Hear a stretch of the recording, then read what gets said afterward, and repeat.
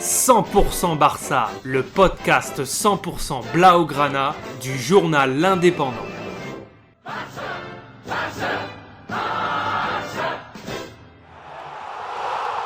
100% Barça, més que un podcast. Ce samedi 26 octobre à 21h, c'était le premier Classico de la Liga édition 2024-2025. Pour cette 11e journée, les Catalans se déplaçaient donc au stade Santiago Bernabéu où les Blaugrana se sont imposés sur le score sans appel de 4-0 devant un peu plus de 78 000 spectateurs.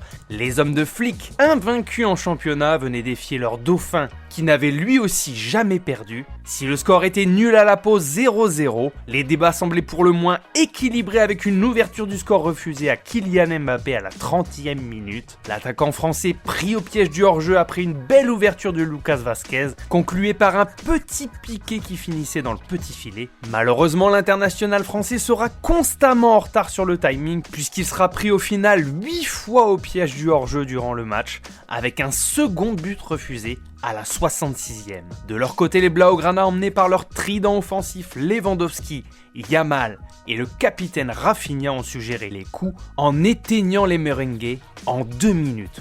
Coup sur coup, 10 minutes après la pause, c'est Lewandowski qui parvenait à ouvrir le score à la 54e minute et à doubler la mise d'une magnifique tête croisée 2 minutes plus tard.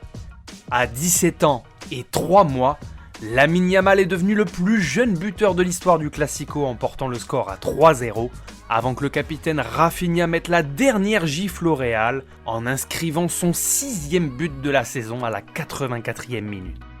Le FC Barcelone prend ainsi une avance de 6 points en tête de la Liga sur le Real Madrid et déjà 9 sur le 3e Villarreal.